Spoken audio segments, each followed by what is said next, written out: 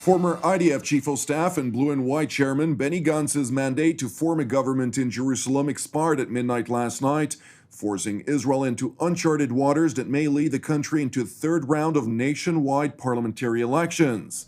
In a televised statement, Benny Gantz blamed his rival, incumbent Prime Minister Benjamin Netanyahu, of bearing responsibility for his failure by putting his own personal interest over those of the State of Israel and its citizens.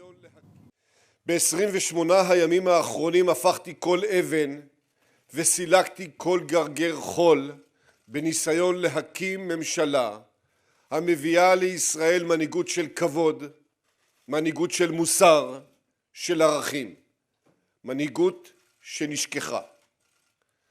מול האבנים שהפכתי בכדי להגיע לאחדות ופיוס הוצב בלוק המתקשה לראות, בלוק המתעקש לראות את טובתו האישית של אדם אחד לפני טובתם של החולים השוכבים במסדרונות. אין לאף אדם זכות למנוע מהעם את בחירתו, ואין לאף ראש ממשלה ואין לאף ראש מפלגה זכות לומר לעם. האינטרס האישי שלי קודם לאינטרס האישי שלכם. As of this morning, the Israeli parliament, or Knesset in Hebrew, will have 21 days in which it can assign the task of forming the next government to any lawmaker, provided an absolute majority of at least 61 members of Knesset agree to endorse a specific candidate. If it fails to endorse any candidate, however, the Knesset will be dissolved and the country will be reluctantly forced to hold a third round of elections. In response to Gantz's allegations against Netanyahu and the unpopular political stalemate that persists, the incumbent prime minister called on the former military chief to set aside their differences and work on saving the country from a dangerous elections limbo.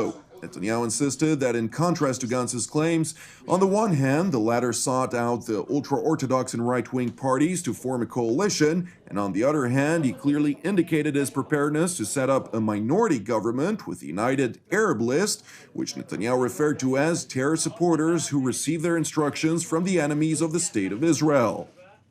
בני גנץ, אני לא אתייחס לכל הדברים המופרכים שאמרת עליי הערב, וגם על הכישלון שלך בהקמת ממשלת אחדות. זה לא כי התעקשת לפרק את הבלוק. הרי כפי שאריה דרעי חשף היום, אתם בעצמכם פניתם למפלגות החרדיות, וניסיתם לשדל אותם בכל, כדי שיצטרפו אליכם לשלטון. וחוץ מזה היית מוכן להקים ממשלת מיעוט עם תומכי טרור, שמקבלים את ההנחיות שלהם מאויבי ישראל. ולכן בואו לא נספר סיפורים. אבל דבר אחד אמרת נכון. ישראל זקוקה לממשלת אחדות. הרי כולם רואים מול מה אנחנו עומדים היום. אנחנו במערכה מול איראן בחזיתות שונות. ולכן, למען ביטחון ישראל, למען רצון העם, למען הפיוס בעם, אנחנו אכן צריכים להקים ממשלת אחדות. יש לנו הזדמנויות היסטוריות, אבל יש לנו גם אתגרים כבירים, ואסור לאבד אף רגע.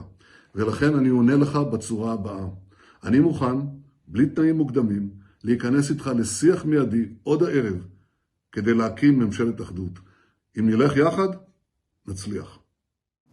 While Netanyahu and Gantz have repeatedly blamed each other for the political stalemate, the so-called Israeli kingmaker, former defense minister and Israel Beitenu chairman Avigdor Lieberman, insisted that both Netanyahu and Gantz were guilty in failing to agree on a much-desired unity government, which he strongly advocated for.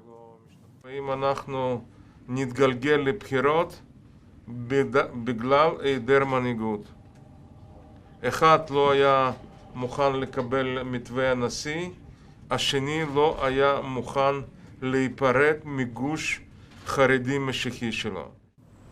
In the streets of Tel Aviv, most Israelis were quick to express their perception of who is responsible for the dire political situation in Jerusalem, based of course on their personal political stance. Nevertheless, a common denominator between the majority of Israelis asked was the unequivocal feeling of disappointment. And it's kind of sad. I'm just disappointed, and that's it. From one side I'm disappointed, from the other side I'm happy, because that means that we are, this is a real democracy. I am very disappointed that for a whole year we don't have a government. It's disappointing. I don't know what will be. I can't see that another election will lead to results that are very different.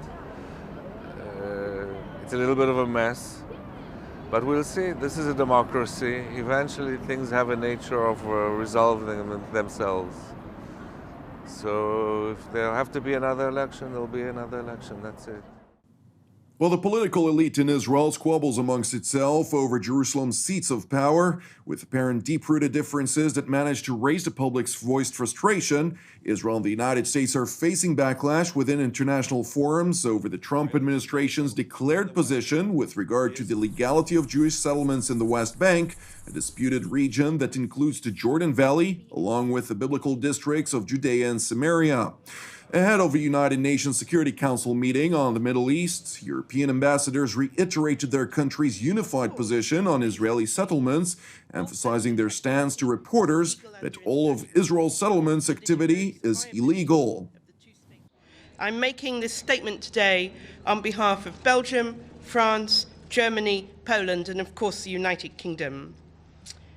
Our position on Israeli settlement policy in the occupied Palestinian territory, including East Jerusalem, is clear and remains unchanged. All settlement activity is illegal under international law, and it erodes the viability of the two-state solution and the prospects for a lasting peace, as reaffirmed by UN Security Council Resolution 2334. Following up on their position during the Security Council's meeting, the German ambassador to the world body stressed that Berlin views Israel's construction of civilian communities in the West Bank as illegal. He further underscored that Israel's referred to construction undermines the prospects for a negotiated two-state solution, the most broadly globally supported resolution to the Israeli-Palestinian conflict.